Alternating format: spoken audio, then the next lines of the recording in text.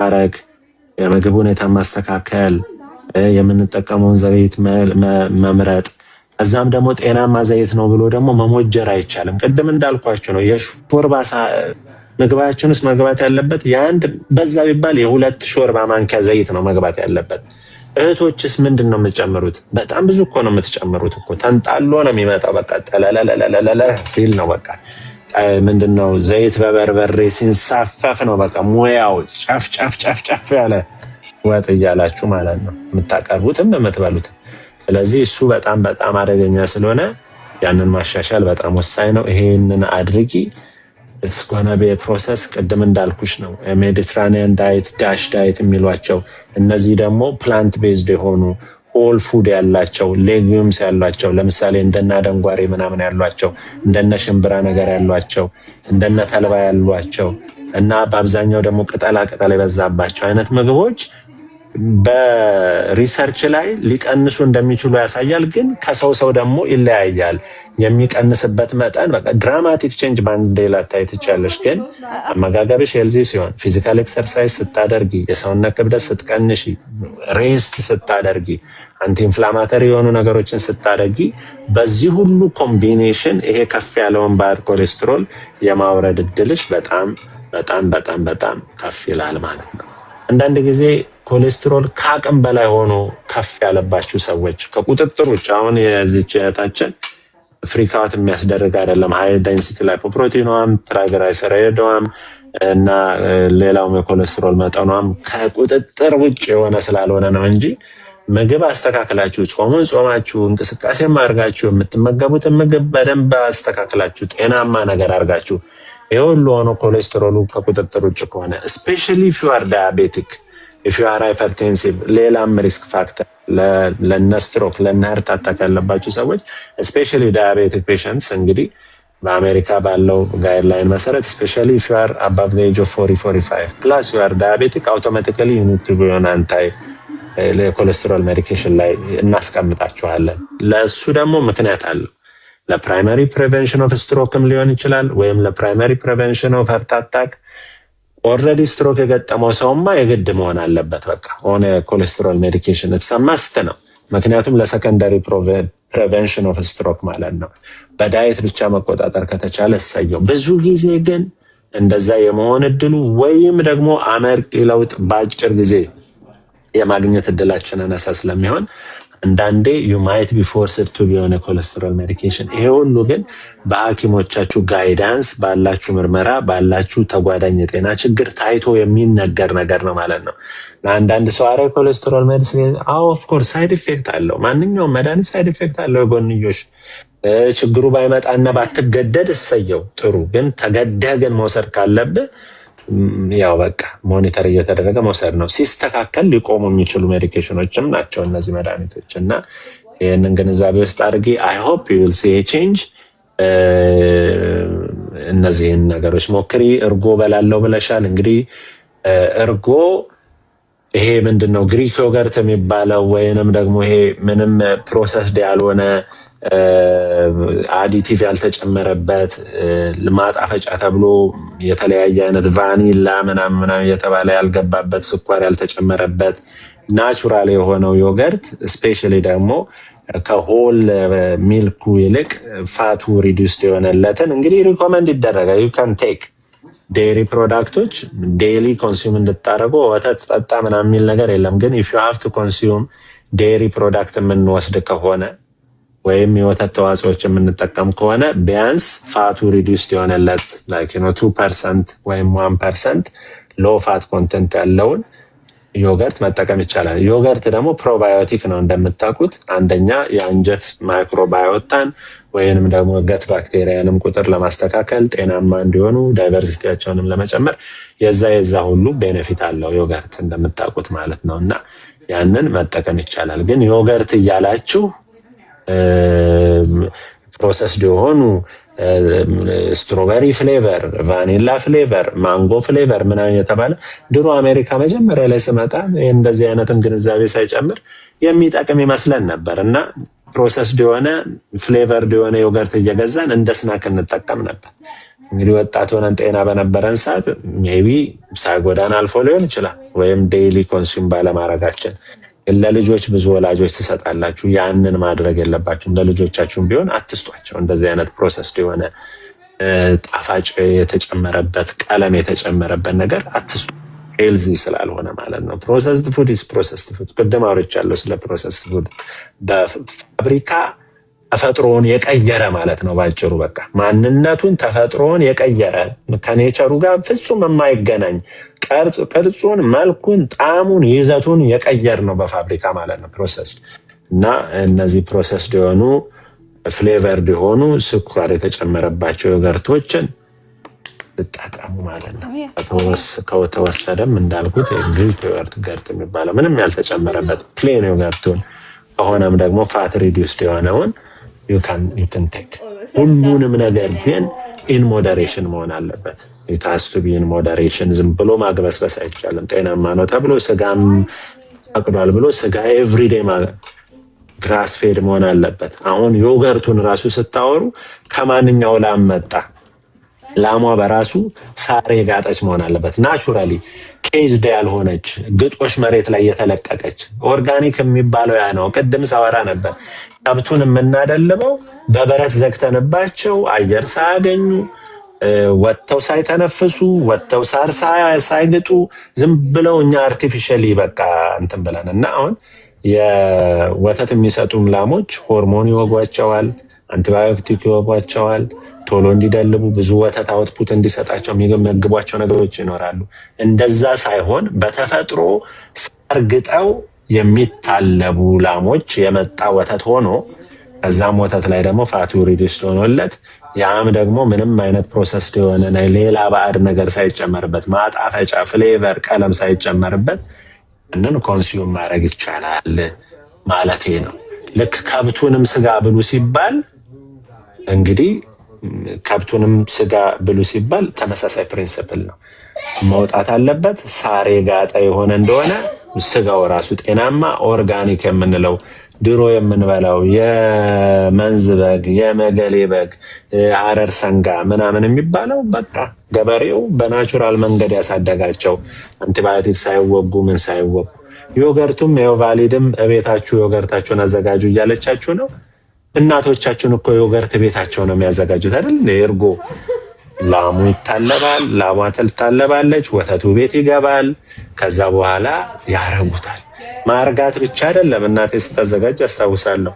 የረጋው ወተት ጤና አዳም ይጨመርበታል፣ ሌላም ነገር ይጨመርበታል። አይ ኸርብ ነው የሚጨምሩበት። ከጨመሩበትም ነጭ ሽንኩርት ይጨምሩበታል፣ ጤና አዳም ይጨምሩበታል። አያችሁ በቃ ስለዚህ ጤናማ የሆነ ማለት ነው። በእንደዚህ አይነት መልኩ እናቶቻችን ቤት ያዘጋጁ ነበር። አሁን በጣም ወደው ዮገርት ነበረ አንድ ካምፓኒ ሆላንድ ዮገርት ነው ምናምን የሚባል ና ወይራ ይታጠናል በደንብ እንዴ። ፕሮሰሱ በጣም እኮ ኃይለኛ ነው እኮ።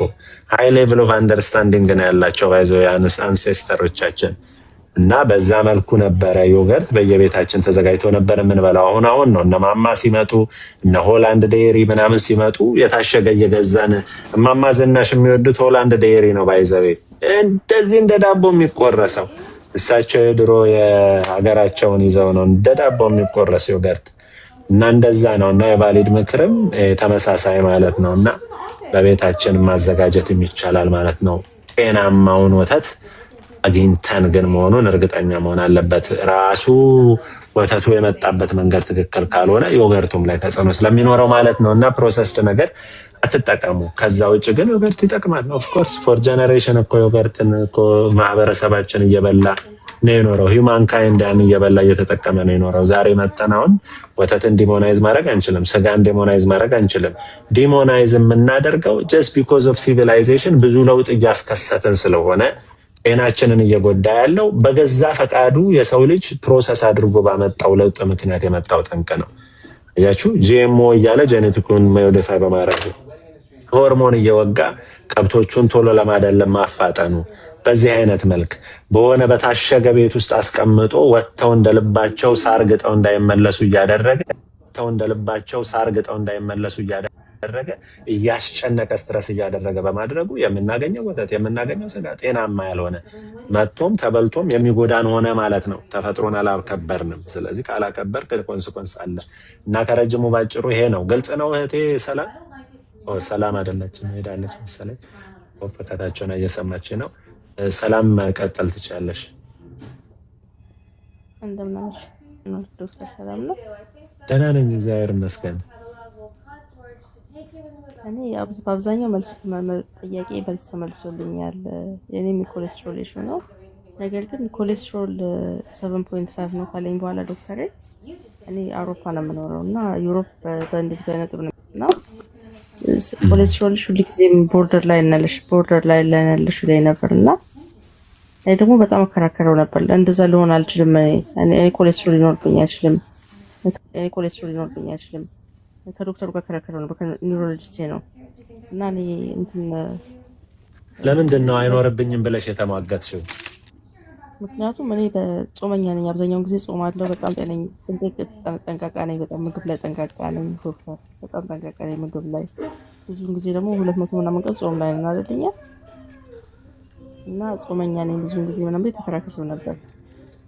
ከዛ ቦርደር ላይ 5.5 ይላል። አሁን ደግሞ 6.5 አለ ብለዋል። ግን አሁን በቀደም ደውሎ 7.5 ሆኗል ኮሌስትሮልሽ፣ አሁን መድኃኒት መጀመር አለብሽ አለኝ። ከዛ እኔ እንደዛ ሲለኝ ሁሉ ጊዜም ኮሌስትሮልሽ ሃይ ነው 5.5 ነው 6.5 ነው ሲለኝ የጂፒ ጋር ቼክ ሲደረግ ጂፒ ደግሞ ያንቺ ኤችዲኤልሽ ሃይ ነው ከኤልዲኤልሽ እና ጉድ ኮሌስትሮልሽ ጥሩ ስለሆነ ምንም አይደለም ዶንት ወሪ ይለኛል። ስለዚህ እንደዚህ ብሎኛል ብዬ እለዋለሁ። ደግሞ ሄጄ ለኒውሮሎጂስት እንደዛ ብዬ ስለው ደግሞ እሱም ከኔ ጋር ግራ ገብቷል። እንዲህ ሰው የለም እንደሚያስጨንቀኝ ምናምን ብዬ በቀደም አንድ ጓደኛ አለኝ ኢትዮጵያ እና ኢትዮጵያ ሲሄድ ማይላብ የሚባለውን ቴስት ተሰርቻ አየኝ እና አየውና ዶክተር ጓደኛዬ አይ አንቺ ዋርዋርፋ ምንም ለምን እንደዛ የሚልሽ ምናምን። አሁን ግን በቀደም 7.5 ነው ብሎ ሲለኝ ኮሌስትሮል ተጨንቄ በቀን አንዴ አክቹዋሊ ምግብ የምበላው ራሱ በቀን አንዴ ነው። እኔ ቁርስ ብሰራት ነው ማለት የምበላው። የሆነ ወደ 3 o'clock ምናምን ላይ በላለሁ። ከዛ በኋላ አልበላም። ጾም ቢሆንም ባይሆንም ጾም ሲሆን ደግሞ እስከ 7 ምን ጾመው ይኖራል። እስከ 6 ምን ጾመው በጣም በቃ ጾም ከመጣ በጣም አክሬ ነው እንደዛ የምጾመው። እንደዛ ማለት አይገባም። ያው ውዳሴ ከብት ነው እንደዛ አይገባም። ለጤና ስለሆነ ነገር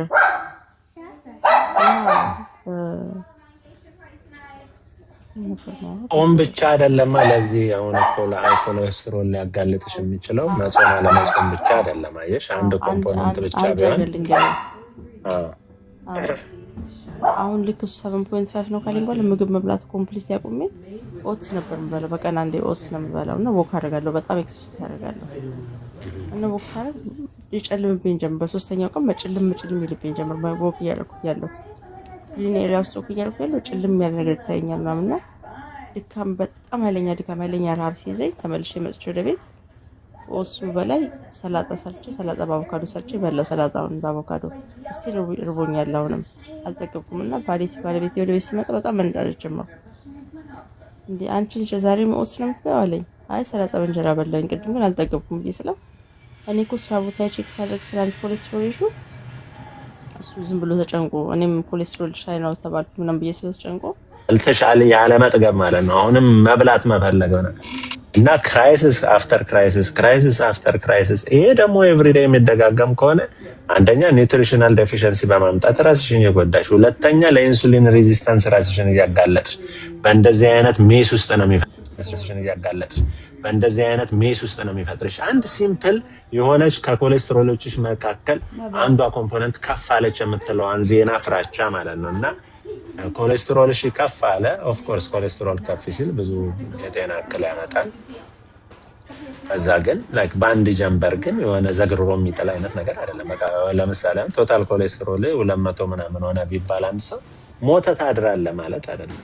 ወይም በቃ የሚፈሩት ነገሮች ሁሉ በአንድ ጀንበር ይከሰቱብሃል አይደለም። ኮሬክት ካላደረግከው ላረምከው በጊዜ ሂደት በተለይ ከሌሎች ተጓዳኝ ችግሮች ከፍተኛ ደም ግፊት በሉት ከፍተኛ የስኳር መጠን እንደዚህ ከመሳሰሉ ነገሮች ጋር ተቀናጅቶ የሚፈሩትን ህመሞች እንደነ ስትሮክ እንደነ ሃርት አታክ የመሳሰሉትን እንደነ ኪድኒ ፌለር ሌላ ነገር ያመጣል ተብሎ ስለሚፈራ አርሙት እንላለን እንጂ ዛሬ ሞተ ታርዳለ ወይ በቃ ካሁን በኋላ አለቀ ለአይነት ኢንፎርሜሽን አይደለም እየተላለፈ ያለው ኢንፎርሜሽን ራሱ ማለት ነው።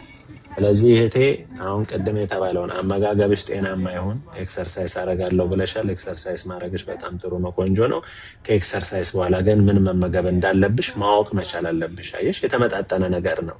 ሰውነትሽ ያንን ሁሉ ካሎሪ በርን አድርጎ ጨርሶ አንቺ የምትበያት አንድ ወጥ ፕሮቲንስ ከዛስ በኋላ ፋቱስ ከዛስ በኋላ ሚነራሉስ ከዛ በኋላ ቫይታሚኑስ ሰውነትሽን እንደውም በጣም ዊክ አድርገሽ ታጋልጫለሽ ለበሽታና ለጉዳት ማለት ነው። ስለዚህ ኤክሰርሳይዝ የምታረጉ ሰዎች ሚል ፕላንም ያስፈልጋቸዋል። ኤክሰርሳይዝ ካረጋችሁ በኋላ ምንድን ነው የምትበሉት? ኤክሰርሳይዝ ካረጋችሁ በኋላ ፕሮቲኑን ከየት ነው የምታገኙት?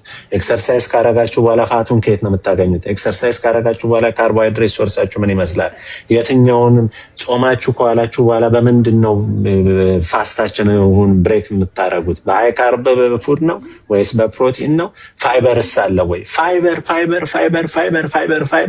ነው የምንለው ምክንያቱም ፋይበር ከብዙ ጣጣ ስለሚታደገን ነው። የኮሌስትሮልን ችግርን በሉት፣ የዳይጀሽንን ሁኔታ በሉት፣ አንጀታችን ውስጥ ያሉትን የባክቴሪያዎች ተዋጽኦ ቁጥራቸውን ዳይቨርሲቲያቸውን በማስተካከል በሉት፣ በሁሉ ነገር ኮሎን ካንሰርን በመከላከል በሉት፣ ኢንሱሊን ሬዚስታንስን በመቃወም በሉት፣ ፋይበር ነው። ፋይበር ስለዚህ የትኞቹ ምግቦች ናቸው ፋይበር ሪች የሆኑት ስንል ቅድም ያወራ ነው ፕላንት ቤዝድ አንፕሮሰስድ የሆኑ ሆል ፉድ ከተመገብን አብዛኞቹ ሃይ ፋይበር ኮንቴኒንግ ናቸው። የተለያየ አይነት ፋይበር አላቸው። ስለዚህ ኢት ሞዛይክ የምንለውን በዚህ ምክንያት ነው የተለያየ አይነት ነገር ብሎ የምንለው ማለት ነው። ከዛ ደግሞ